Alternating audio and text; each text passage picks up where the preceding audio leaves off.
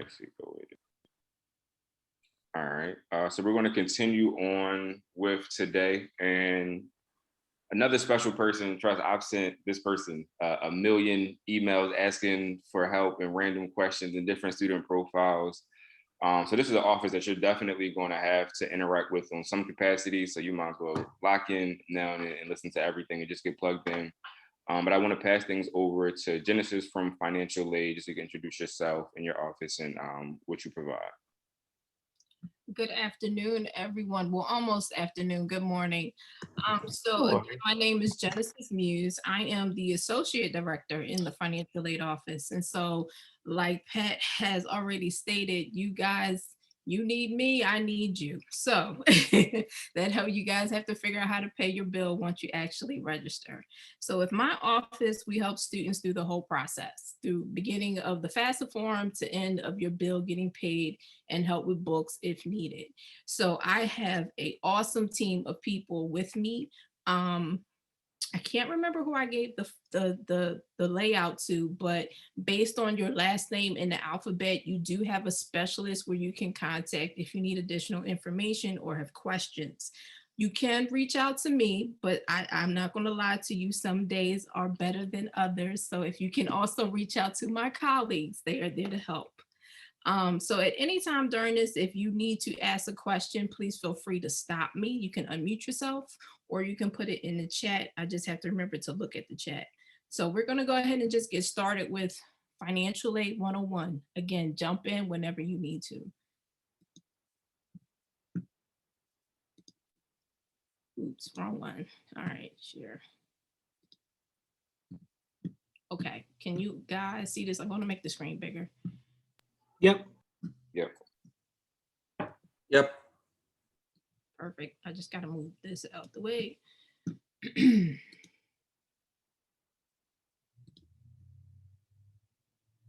All righty. I think I scared myself. Fast Financial Aid 101. Some of these I'm just going to skim through, just briefly touch on, because for the majority of you guys, you're already past the main part of it, which is filing that FAFSA form. So I know some key points that I really want to focus on is people who need to turn in additional documentation and have not turned in their documentation yet. Because with additional documentation, I cannot process your financial aid for the fall. So we'll just go ahead and get started. So all these topics are here, but again, I may touch on all, I may not. So Financial Aid 101, what is financial aid? Financial aid consists of funds provided to students and families to help pay for post-secondary educational expenses. Financial aid may be in the form of grants, scholarship, loans, work study, or private resources. The one thing that I want you to take away from this screen is the development of a financial plan is key. Every year that you decide to enroll in college, I'm sorry, Pat, was you going to say something? What screen are you showing right now? So I want to make sure we're seeing exactly what you're seeing. Because right now, it's the Financial Aid 101 slide, and you could. Yes, and it says, what is financial aid?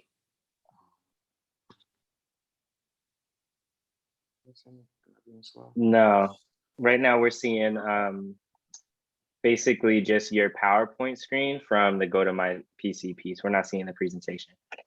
Okay, let me try that again. There we go. That's better. Yeah, we're good. All right. We're good, right? Yes. Yep. Right. Yes, ma'am. Yes, ma'am. Sorry about that. All right. Is that every year that you're in school, you should develop a financial plan. So yes, it just seems like you're coming to school, you know you have to take your classes, you know you have to pay for your tuition fees and your books, but honestly, you need to plan out what's going on as far as living expenses, if you need to pay rent, if you transportation. So every year you need to think about everything that you need to do, or try to get an idea of everything that you're going to have expenses for in that year and actually plan it out and figure out, how am I going to pay for this?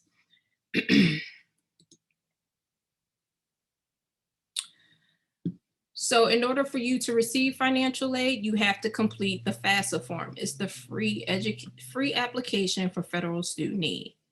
From that form, we can determine what type of funds are available to you or what you're eligible for.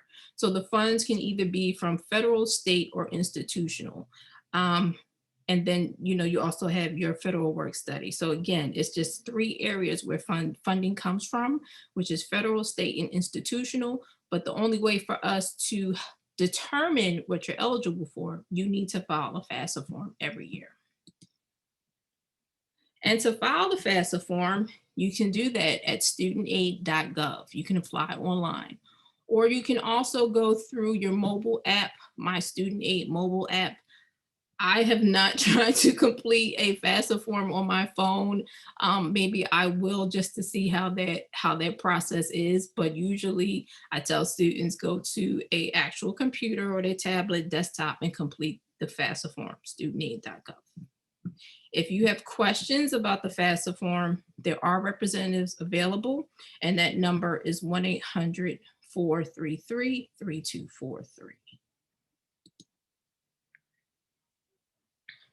What do you need to qualify for federal student aid? So you either need to be a US citizen, a permanent resident, or eligible non-citizen. You have a high school graduate, a GED holder, or you are an approved homeschool. Enrolled in the eligible program of study, have a valid social security number. For males, you must be registered for selective service. And I do have some males that that on the work, I have a spreadsheet that Pat gave me to see where you guys are in your process. And I do have a few students that did not provide their selective service, proof of selective service. So I'll make sure I touch on that as we go along. Let me just make myself a note. All right. Maintain satisfactory academic progress, not in default of any loans, and you do not exceed the Pell lifetime limit eligibility. So for the Pell grant, there's only so many grants you get while you're in school. And so there's a lifetime limit to that. And resolve any areas of conflict and submit all required documentation to the financial aid office. This is the most important one. So some students think that as soon as you file your FAFSA form, you're done. Unfortunately, that's not the case. We may need additional information, and my office has reached out to everyone at this point through email if I need additional documentation from you. So make sure you go back through your to your student email to see if there's any emails from my office, from the Office of Financial Aid.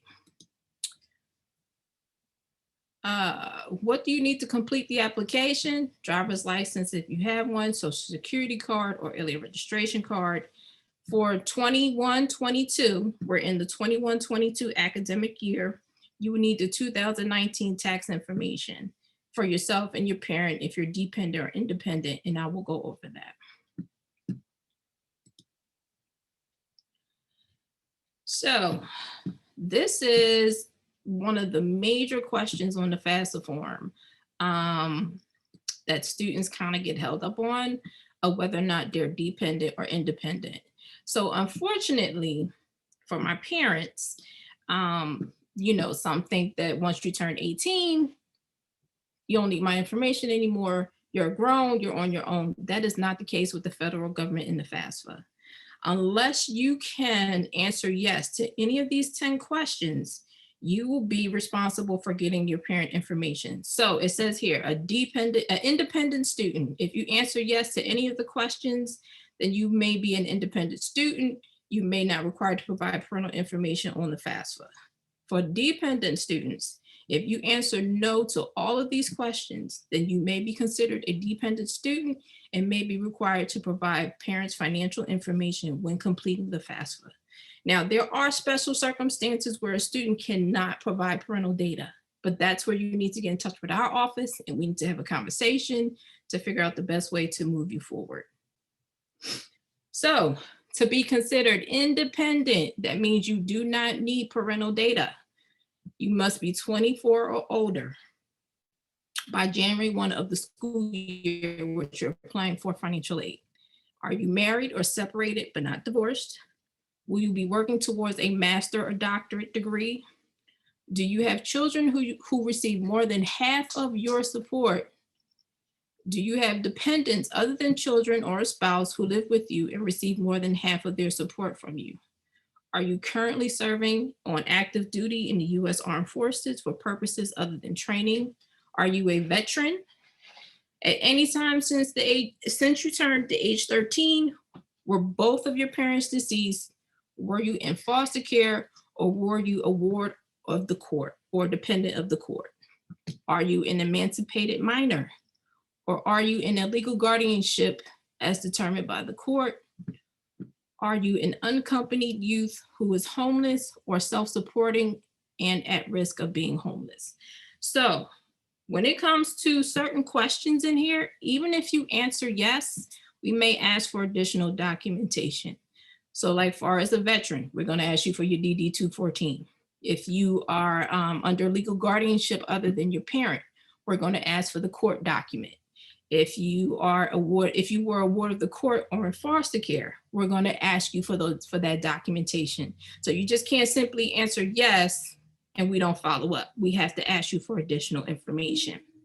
Unaccompanied youth or at risk of being homeless, we may ask information from a shelter. If you're staying at a shelter, we may ask for a letter from the shelter, from the manager of the shelter, to confirm that you are in the situation that you're in. So don't be mad at my office when we ask you for additional information. We are trying to work with you. Our goal is to get you in to be successful, to pay your bill. But in order to do that, sometimes we do need additional documentation. Okay. Pat, I'm sorry. I see the chat, but I just want to, let me just make sure there's no something in here for me.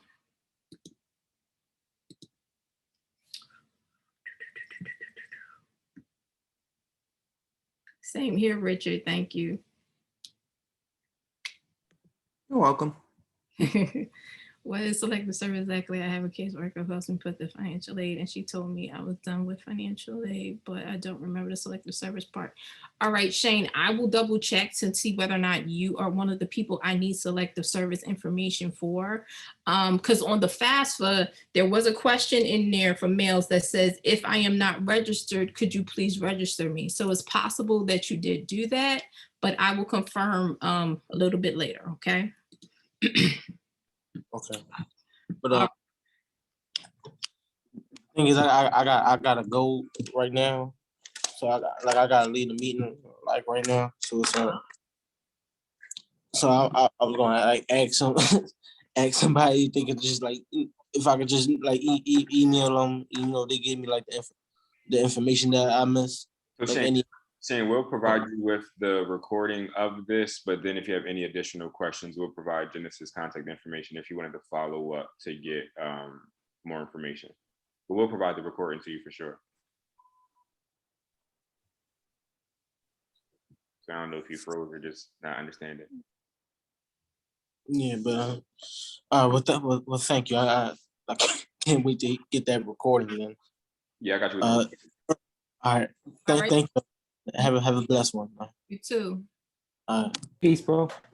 I know. So after you kind of get through the dependency questions, is one of the questions that really holds students up. The next section that students find they need a little bit more assistance with is the financial information. So that's where your tax information comes from. What's your saving grace is this thing called the IRS Data Retrieval tool. When you're in the FAFSA, it tells you we can link the information. That's if you filed taxes, that's if you had a job for that tax year, that we can link the information from the IRS directly into your application. Please use that data retrieval tool.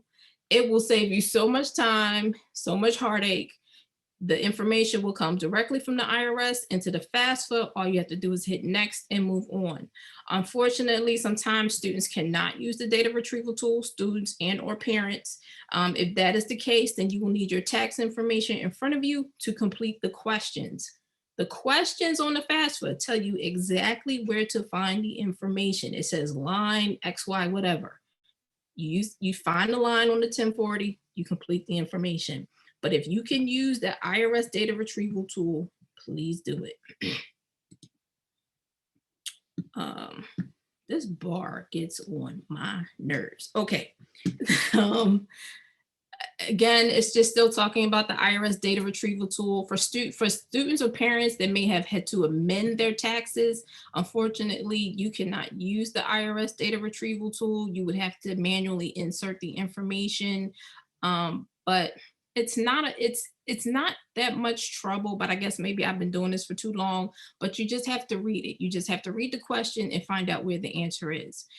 Parents who have filed married separately or head of household may not be able to use the IRS data retrieval tool, but if anything, just see if you can use it. Just click on the link, fill out the information to the IRS, and they'll tell you whether or not they can import the information into your FAFSA. So what happens after you file your FAFSA? After you file your FAFSA, you receive a student aid report. The student aid report is from the Department of Education. So you'll get an email that says, we have received your FAFSA. Following that, you will also receive a confirmation that says the information has been sent electronically to all the schools you have listed on your application. So for CCP, once we receive that information, if we need additional documentation, the one process where we usually always need additional documentation is verification. Verification, unfortunately, is a random selection where I may have to ask you for your tax information, you or your parents' tax information, just to confirm that the information you provided on the FAFSA is correct. If you're selected for that process, we send you a notice and we say, hey, we need you to complete X, Y, and Z. All right. So until we get that, we cannot confirm your total amount of financial aid. We always tell students to check your status of your financial aid on the MyCCP portal. It's always there. It tells you if something's incomplete, if it tells you if you're good to go. All right. So let's say everything is good. You don't owe me any documentation.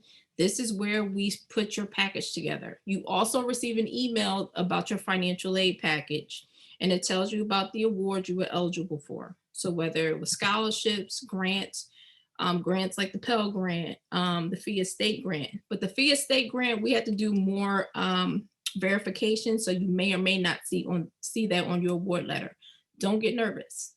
Usually FIA grants show up on your account, I would say in October. So it does not count towards your tuition at this point. Only the FIA grant, the Pell Grant or the SEOG grant. You might see something called the SEOG grant on your financial aid awards and loans.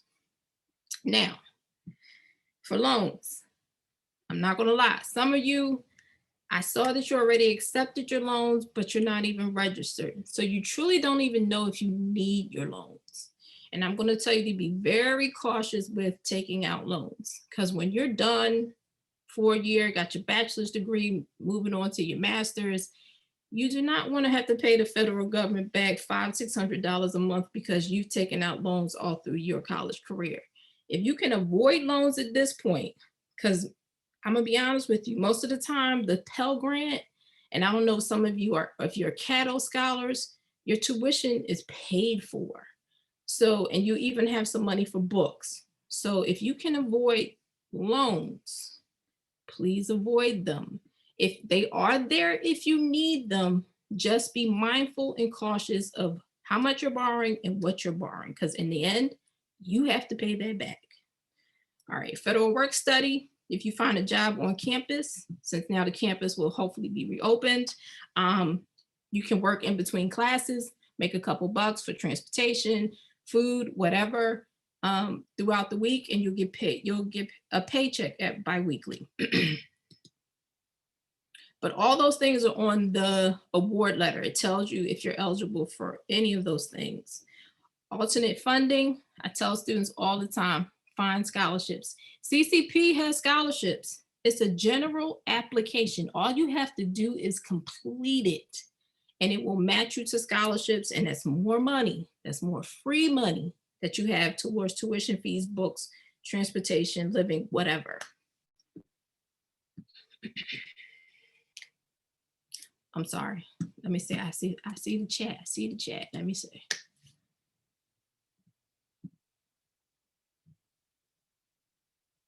For someone in debt, you don't want them loans if needed. Pat, yes. Running from Sally Mae for life. Yes, yes, you're not by yourself.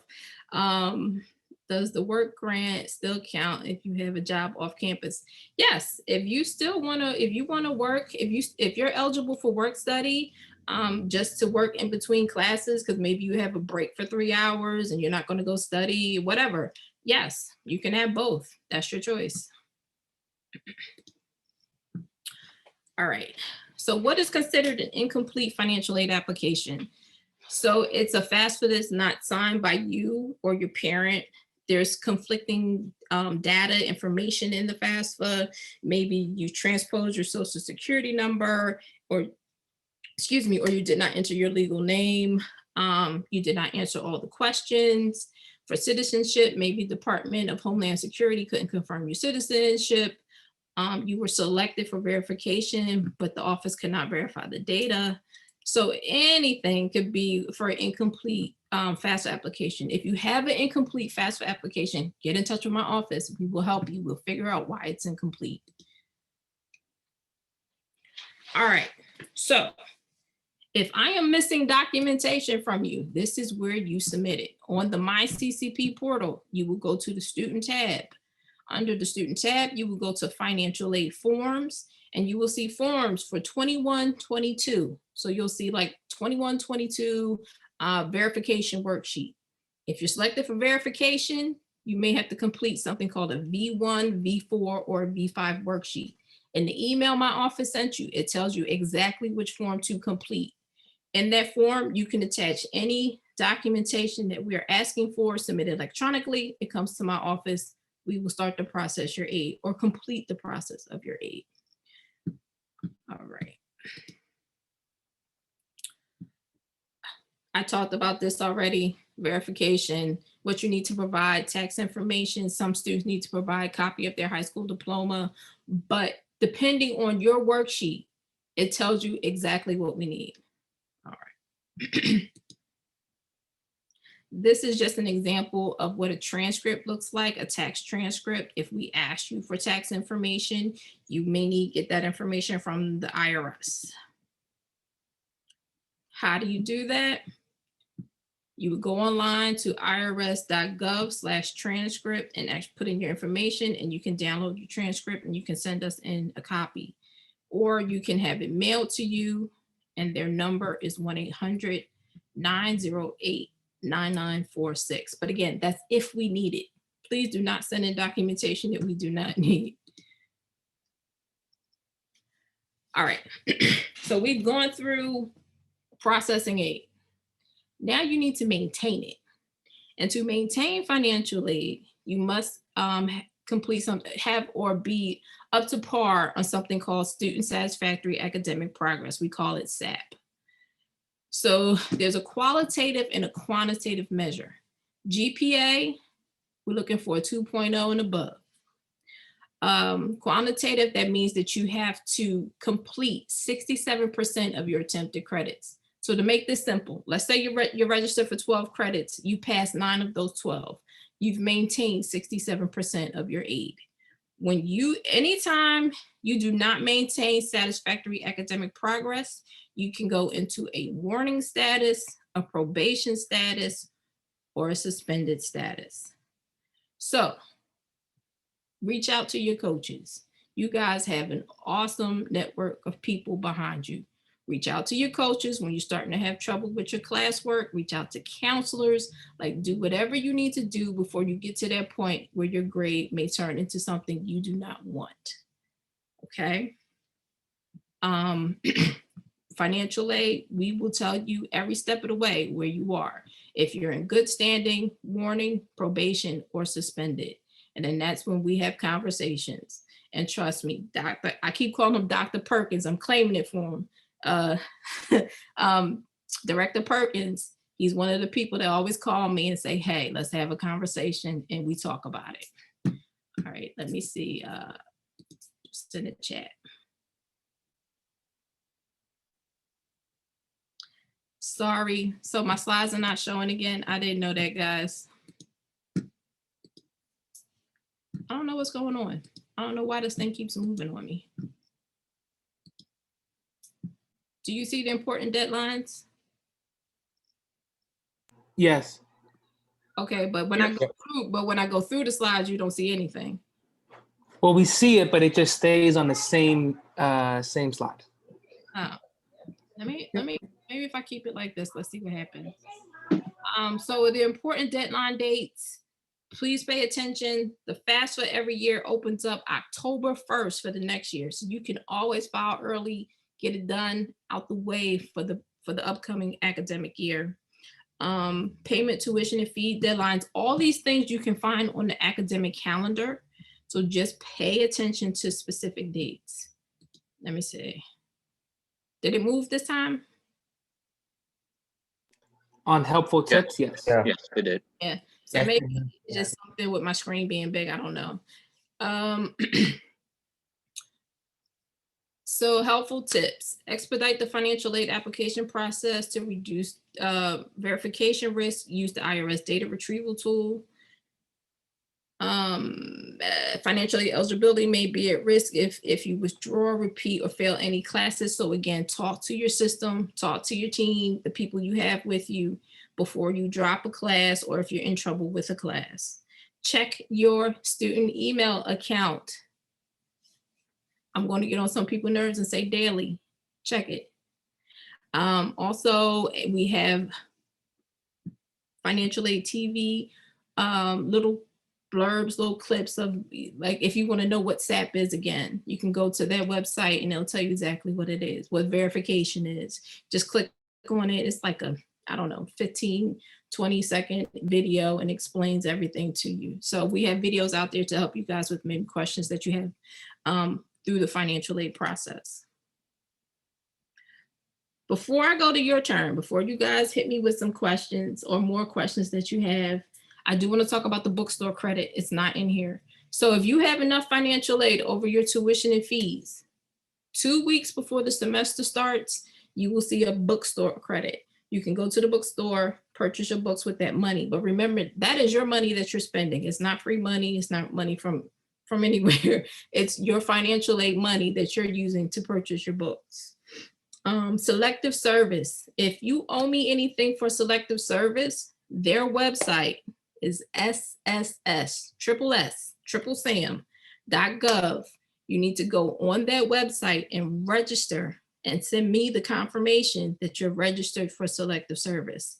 Unfortunately for males, you cannot receive financial aid unless you register. Okay, so I try not to bore you too much, but financial aid, it is what it is.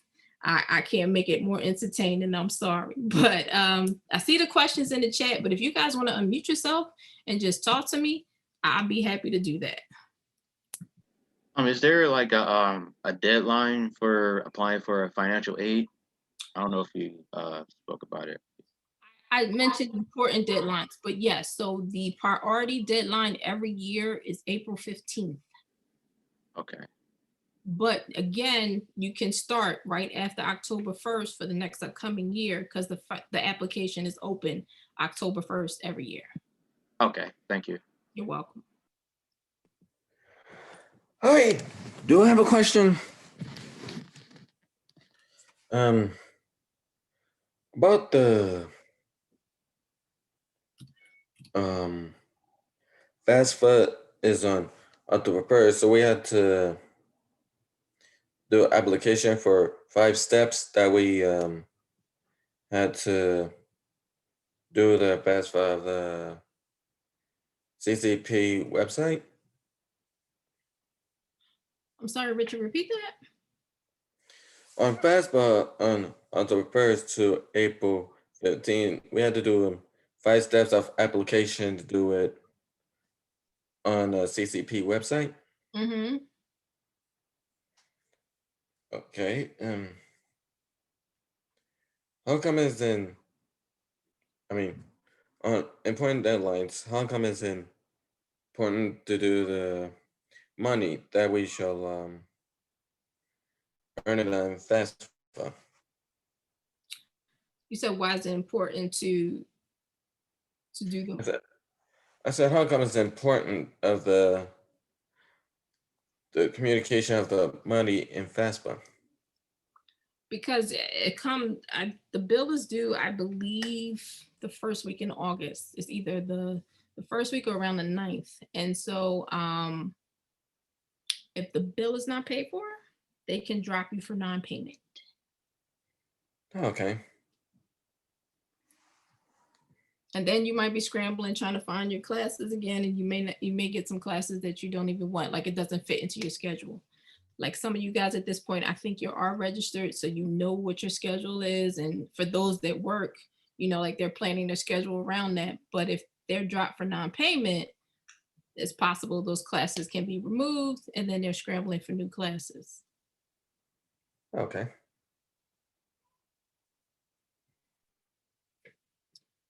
Let me see, I'm gonna make sure I didn't get anything.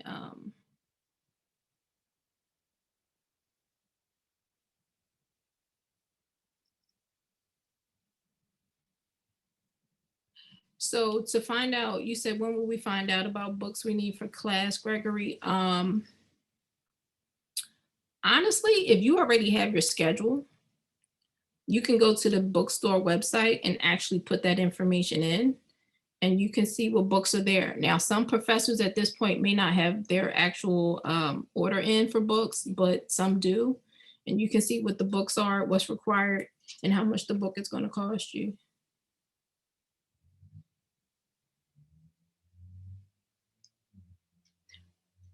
Are there any other questions?